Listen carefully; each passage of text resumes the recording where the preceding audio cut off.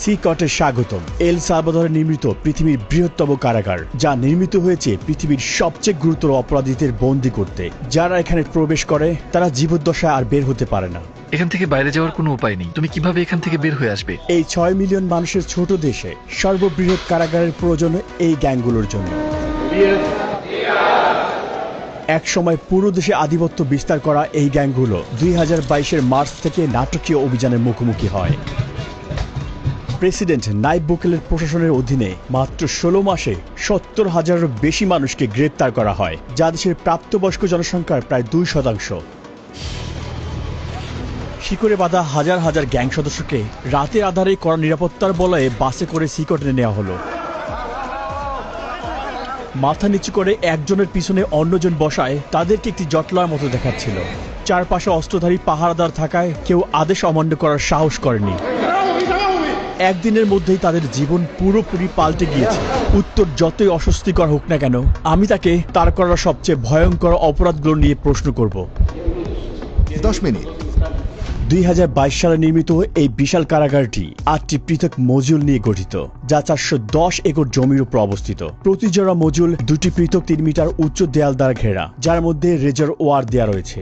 9 metre উঁচু বিশাল দেয়াল দিয়ে পুরো জায়গাটি ঘেরা, যার উপরে রয়েছে 3 মিটার উঁচু বৈদ্যুতিক তার, যেখানে 15,000 ভোল্ট বিদ্যুৎ বইছে। চারপাশের 19টি ওয়াচ টাওয়ারের মাধ্যমে কোনো কিছু নজর এড়ায় না। এই সম্পূর্ণ ব্যবস্থা শুধু পালানোর রাস্তাকে বন্ধ করে না, বরং পালানোর চিন্তাকেও মুছে দেয়। হ্যালো, আমাদের প্রেসিডেন্সি থেকে অনুমতি আছে। সৈন্যরা আমাদের থামিয়েছে। আশা করি এটাই আমাদের সর্বশেষ চেকপোস্ট। জ্যামারগুলো সিকটের 2 কিলোমিটার এলাকার সমস্ত সিগন্যালগুলো বন্ধ করে দিয়ে সমস্ত যোগাযোগ বিচ্ছিন্ন করেছে। এই এলাকাটি নিরাপত্তা দিতে 600-এরও বেশি সৈনিক এখানে কাজ করছে। আমরা ভিতরে প্রবেশ করার আগে সমস্ত জিনিসপত্র এখানে রেখে যাব। কেবল ক্যামেরা এবং মাইক্রোফোন নিয়ে ভিতরে প্রবেশ করব। আস্তে আস্তে এগিয়ে যান, ক্যামেরার দিকে তাকান। Body scanner. আমি বিয়ের আংটি রাখতে ভুলে গিয়েছি। আচ্ছা, সেটা ওখানে রাখতে হবে। এই উচ্চ ক্ষমতা সম্পন্ন এক্স-রে স্ক্যানারটিতে হাড় এমনকি শরীরের অঙ্গ প্রত্যঙ্গ দেখা যায়। এটি মূলত নতুন বন্দীদের স্ক্যান করতে ব্যবহার করা হয়, এটা নিশ্চিত করতে যে কেউ নিষিদ্ধ কোনো বস্তু বহন করেছে কিনা। তারা জিনিসগুলো গিলে ফেলত অথবা পথ বা পথে করে নিয়ে আসার চেষ্টা করত। Micro SD memory card, microchip, এবং শুধু এগুলোই নয়, এমনকি ফোনের চার্জারও। আরো একবার পুরো শরীর তল্লাশি করা হলো। আপনারা জুতা খুলুন। এমনকি তারা মোজার ভিতরেও তল্লাশি করলো। সিকিউরিটি চেক পার করতে আমাদের 1 ঘন্টা সময় লেগেছে। 1 মাসের টানা আবেদনের পর আমরা এখানে আমন্ত্রণ পেয়েছি। গার্ডরা মাস্ক পরে, কারণ তারা এখানে খুবই ঝুঁকিপূর্ণ কাজ করছে। আর যদি তাদেরকে চিনে ফেলে তাহলে শহরে ভ্রমণ করা ঝুঁকিপূর্ণ হয়ে পড়বে, কারণ এই গ্যাংগুলোর অনেক বেশি পরিচিত লিঙ্ক রয়েছে, তাই তারা পরিচয় গোপন রাখে। আপনি কেন মাস্ক পরছেন না? আমাকে তাদের সাথে চোখে চোখ রেখে মুখোমুখি কথা বলতে হয়। তারা ইতিমধ্যেই জানে আমি কে। আমরা এখন নিবন্ধন রুমে। এটা শুধু বন্দীদের জন্যই। যখন অপরাধী রাস্তায় ধরা পড়ে তাদের আইডি থাকে না এবং তারা নাম বলে না, এ কারণে তাদের ফিঙ্গারপ্রিন্ট এবং ছবি তুলে সিস্টেমে নিবন্ধন করা হয়। একবার সিকটের স্থায়ী সদস্য হলে বন্দীদের বাকি জীবনের জন্য প্রিয়জনদের সাথে সকল যোগাযোগ বিচ্ছিন্ন হয়ে যায়, কারণ পরিবার পরিদর্শন একেবারে নিষিদ্ধ। এটাও জানা গুরুত্বপূর্ণ যে বড় অভিযান পরিচালনার সময় কিছু নির্দোষ মানুষকেও ভুল করে এখানে বন্দী করা হয়েছে। এখানে নো কন্টাক্ট নীতির কারণে তাদের পরিবার জানেও না তারা কোথায় আছে বা আদৌ বেঁচে আছে কিনা। কারো কারোর জন্য এই ডকুমেন্টারি হতে পারে তাদের হারিয়ে যাওয়া প্রিয়জনকে দেখার প্রথম সুযোগ। বন্দীরা যেখানে প্রবেশ করে সেই মডিউলগুলো প্রবেশের আগে আমরা এখানে অস্ত্রাগারটি পরিদর্শন করি। যে কোনো বিদ্রোহের জন্য এটি খুবই গুরুত্বপূর্ণ, কারণ তারা পৃথিবীর সবচেয়ে বিপজ্জনক মানুষ। আমরা T65 রাইফেলের মতো অস্ত্র ব্যবহার করি, যা M16 রাইফেলের মতো। আমাদের কাছে আরো একটি অস্ত্র আছে, যা হলো 12 গেজ শটগান। একটি সিগ শাওয়ার রাইফেল সংকীর্ণ স্থানে আমাদের চলাফেরা সহজ করে। যখন অপরাধীদের বন্দী করে বাসে নিয়ে যাওয়া হয়, তাদের চলাচল সীমিত করতে এবং আক্রমণের ঝুঁকি কমাতে হাত করা এবং শিকল পরানো হয়। কখনো এখানে কি বিদ্রোহ হয়েছে? এখন পর্যন্ত কোনো পালানোর চেষ্টা হয়নি। এখানে আমরা অপরাধী সংগঠনগুলোর সবচেয়ে খারাপ মানুষদের পেয়েছি। বিদ্রোহ সুরক্ষা গিয়ারের মধ্যে রয়েছে head protection, face shield, neck protection, anti trauma vest, leg protector, shin guard এবং সর্বোপরি একটি ঢাল। সাধারণত কারাগারে বন্দীরা যে কোনো ধরনের হাতে তৈরি অস্ত্র তৈরি করে, যেমন সুচ, ছুরি। তারা সম্পূর্ণ সুরক্ষিত। দেখতে পাচ্ছেন কিভাবে তার পা সুরক্ষিত আছে। যেহেতু কারাগারটি অনেক বড়, তাই আমাদের বাসে চড়তে হচ্ছে। আমরা এখন মজুল এলাকায় প্রবেশ করছি। দেশকে নিরাপদে রাখতে 1000 কর্মী সিকিউরিটির ভিতরে কাজ করছে। এটা যদিও অসম্ভব, কিন্তু চলুন কল্পনা করি যে কোনো বন্দী এখান থেকে বেরিয়ে এলো। এই সমস্ত পাথরগুলো ইচ্ছে করেই এখানে রাখা হয়েছে, কারণ তারা যখন এটার উপর দিয়ে হাঁটবে, এটা অ্যালার্ম সিস্টেমের মতো কাজ করবে, যা শব্দ তৈরি করবে এবং চুপচাপ হাঁটতে পারবে না। তারা কি পালানোর চেষ্টা করেছে? না। তারা কি চেষ্টা করতে পারে? কঠিন, কারণ তাদের একটির পর একটি নিরাপত্তা বলয়ের মধ্য দিয়ে যেতে হবে। বাইরের হস্তক্ষেপ রোধ করতে সিকট তার নিজস্ব অবকাঠামো নিয়ে একটি বিচ্ছিন্ন এলাকায় নির্মিত হয়েছে, যার মধ্যে রয়েছে বৈদ্যুতিক এবং পয়ঃনিষ্কাশন ব্যবস্থা। দুর্ঘটনাবশত বিদ্যুৎ এবং পানি সরবরাহ বন্ধ হলে সিস্টার্ন এবং পাওয়ার প্ল্যান্টগুলো 1 সপ্তাহ পর্যন্ত কার্যক্রম চালু রাখতে সক্ষম। আমি খুবই উচ্ছ্বাসিত। আপনারা দেখবেন আমি মুখোমুখি হব বিশ্বের সবচেয়ে বিপজ্জনক অপরাধীর সাথে। এটা খুবই ঝুঁকিপূর্ণ। আমরা একটি মজুলে এখন প্রবেশ করব। আপনারা পাশাপাশি তৃতীয় এবং চতুর্থ মজুল দুটি দেখতে পাচ্ছেন। অপরাধীরা এখানে প্রবেশ করলে এই দরজা দিয়ে আর কখনোই বের হতে পারে না। আর কয়েক পা আগালেই আমরা 2500-রও বেশি অপরাধী দেখতে পাব। এ যেন এক নিয়ন্ত্রিত বিশৃঙ্খলার মধ্যে পা রাখা।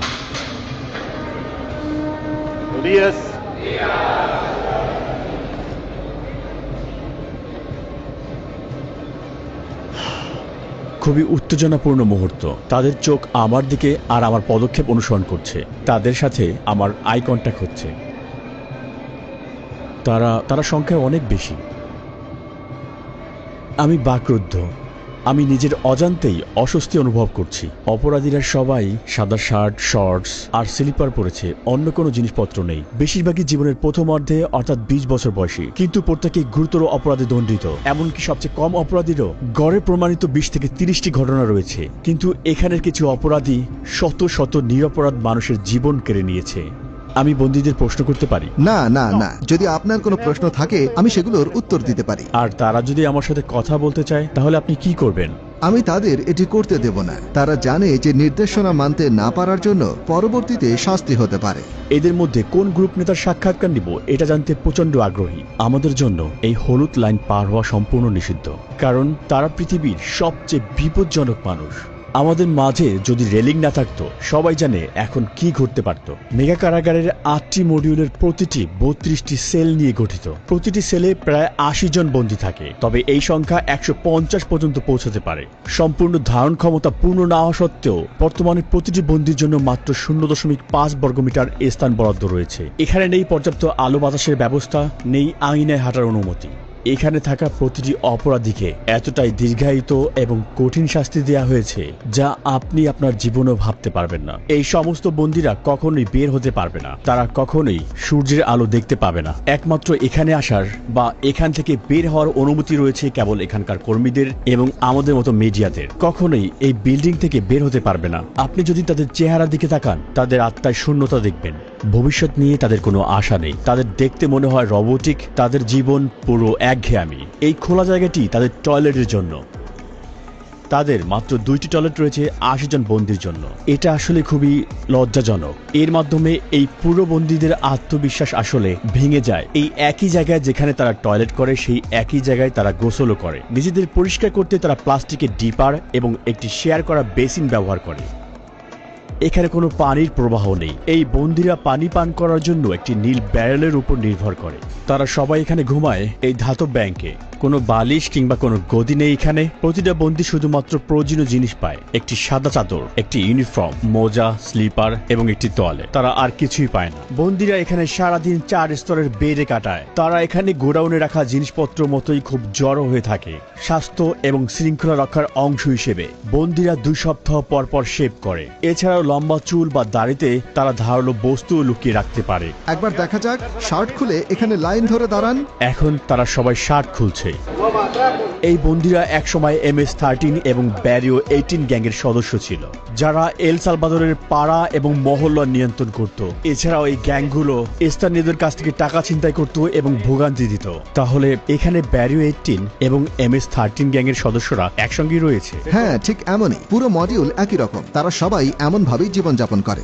বাইরে একে অন্যের এলাকায় প্রবেশ মানে মৃত্যুর কারণ, কিন্তু এখানে তারা শেষ নিঃশ্বাস পর্যন্ত একে অপরের পাশেই থাকবে। এখানে তারা কিভাবে আছে একে অন্যকে আক্রমণ না করে? এখানে তাদের একসাথে থাকতে শিখতে হয়। এখানে তারা কারাগারে আছে, রাস্তায় নয়। অধিকাংশ বন্দী পুরো শরীর জুড়ে ট্যাটু থাকে, এমনকি তাদের মুখেও, যা তাদের অনুগত্যের পরিমাণ প্রকাশ করে। MS-13 গ্যাংদের ট্যাটুতে সাধারণত অক্ষর দিয়ে লেখা অথবা 13 লেখা থাকে। অন্য গ্যাংয়ের সদস্যরা 18 বা 666 এরকম চিহ্ন ব্যবহার করে, যার যোগফল 18 এবং যা শয়তানের প্রতীক হিসেবে ধরা হয়। অথবা তারা রোমান সংখ্যাও ব্যবহার করে। কারো মুখে গ্যাংয়ের ট্যাটু থাকলে তা স্পষ্ট নির্দেশ করে যে সে সংগঠনের সবচেয়ে নির্দয় এবং নেতৃস্থানীয় সদস্য।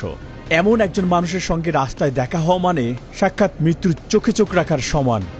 মাকড়সা জালের ট্যাটুর অর্থ হচ্ছে আইন ব্যবস্থার জালে আটকে পড়া আর দীর্ঘ কারাদণ্ড ভোগ করা।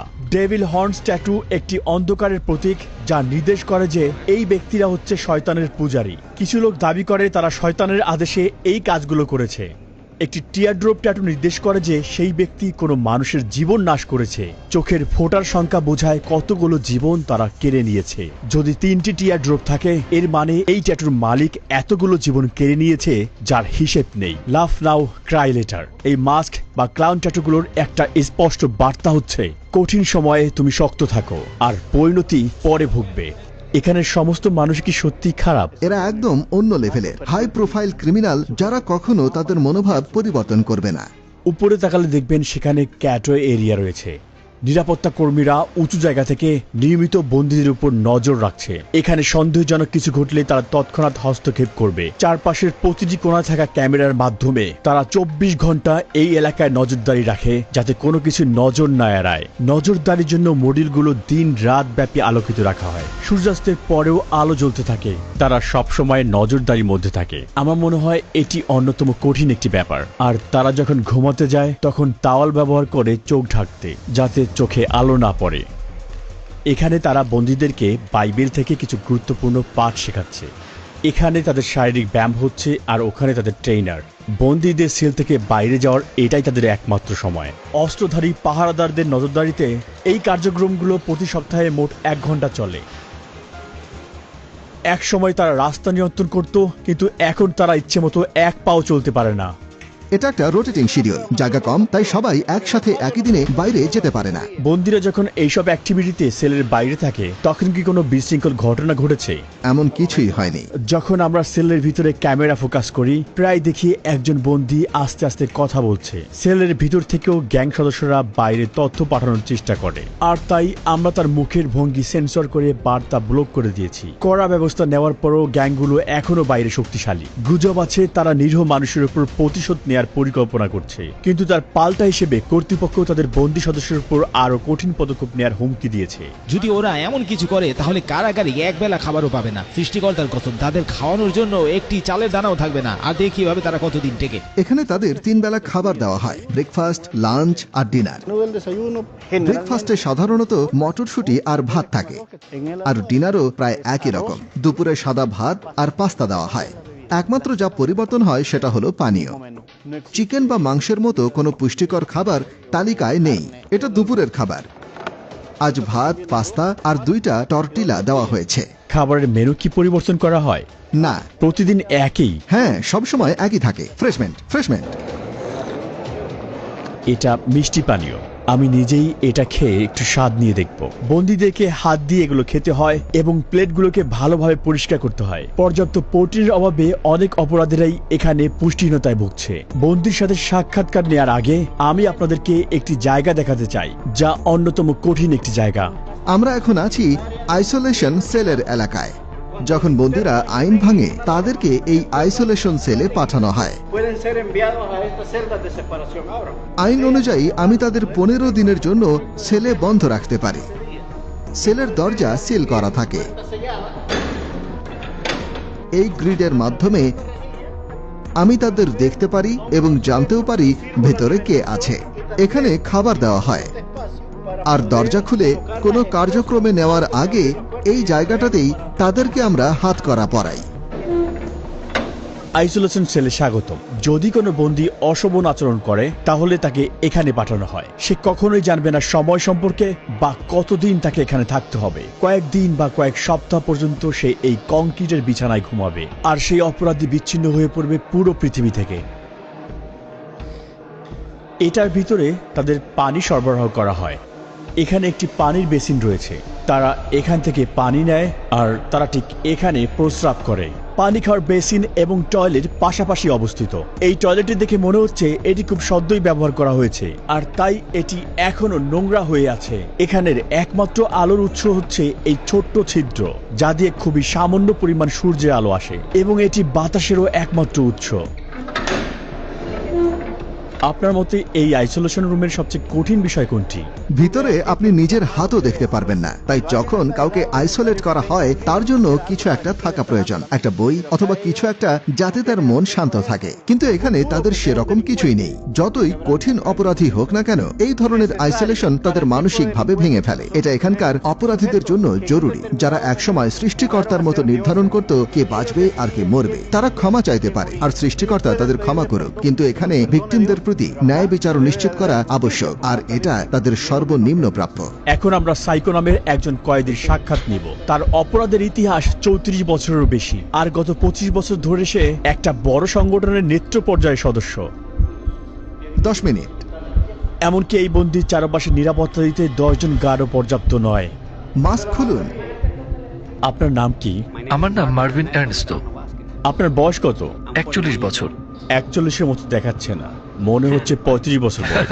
এটা শুনে ভালো লাগলো, কারণ আমি মনে করি আমার বয়স বেড়ে গেছে। আপনার ট্যাটু দেখতে পারি? MS-13। আপনি কত সালে ওই সংগঠনে যোগ দিলেন? 2004 সালে, কিন্তু আমার অপরাধের রেকর্ড 11 বছর বয়স থেকেই শুরু। আপনি কিভাবে প্রথম জড়িয়ে পড়লেন?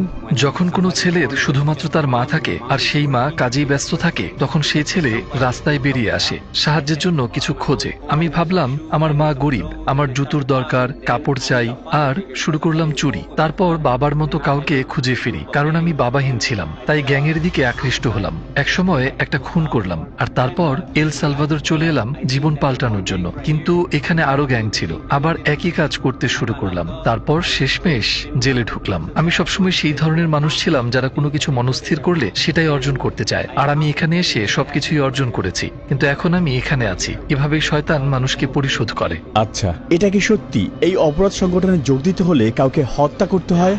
হ্যাঁ। আপনি কাকে হত্যা করেছেন? সেটা কি আপনার আত্মীয়? আমি সত্যিই মনে করতে পারি না কতজনকে হত্যা করেছি, কিন্তু হ্যাঁ, কারণ গ্যাংয়ের জন্য এলাকা থাকা প্রয়োজন। আমি আমার মা, বাবা, ছেলে সবকিছুই হারিয়েছি এই গ্যাংয়ের কারণে। আমি যদি USA তে থাকতাম তাহলে পরিবার নিয়ে সুন্দর জীবন কাটাতে পারতাম, কিন্তু আমরা ভুল সিদ্ধান্ত নিয়েছিলাম, যার ফল ভোগ করছি। এই জন্য আমি যুবকদের বলি, স্কুলে যাও, তোমার মা বাবার কথা শোনো, সেই মতো চলো। আমরা যেভাবে এখানে বেঁচে আছি সেরকম জীবন বানিও না, এর থেকে বের হওয়ার কোনো পথ নেই। আপনি কতজনের জীবন নিয়েছেন? 5 জন, 10 জন, কতজন? না, জেলের পরে আমি যা করেছি সে সম্পর্কে যদি আপনি কথা বলেন তাহলে হয়তো 50 জনের কিছু বেশি হবে। কখনো কখনো এটা করতে হতো। আপনি কিভাবে এত ঠান্ডা মস্তিষ্কের এবং নির্মম হয়ে উঠলেন? আমি আসলে এই প্রশ্নের উত্তর জানি না। পরিবারের সদস্যদের সাথে সারা জীবন দেখা না হওয়ার বিষয়টি আপনি কিভাবে অনুভব করেন? আমার খারাপ লাগে, কারণ আমি শেষবার আমার ছেলেকে দেখেছিলাম যখন সে 5 বছর ছিল, আর এখন সে 21। আমি তাকে দেখতে চাই, আমি তাকে বলতে চাই, এই তোমার বাবা যা করেছে সেটা তুমি করো না, একটা ভালো জীবন খোঁজো। আপনার কারণে যারা ভিকটিম হয়েছে তারা কখনো প্রিয়জনকে দেখতে পারবে না, আর আপনিও কখনো আপনার পরিবারকে দেখতে পারবেন না। কাউকে মিস করার অনুভূতি আপনি কিভাবে মানিয়ে চলেন? আমি খারাপ অনুভব করি কখনো কখনো, যেমন আপনাকে বললাম আমি বিছানায় শুয়ে অনেক কিছু চিন্তা করি, কখনো কখনো কাঁদতে থাকি আর বলি, আপনার জীবিত থাকার প্রেরণার উৎস কি?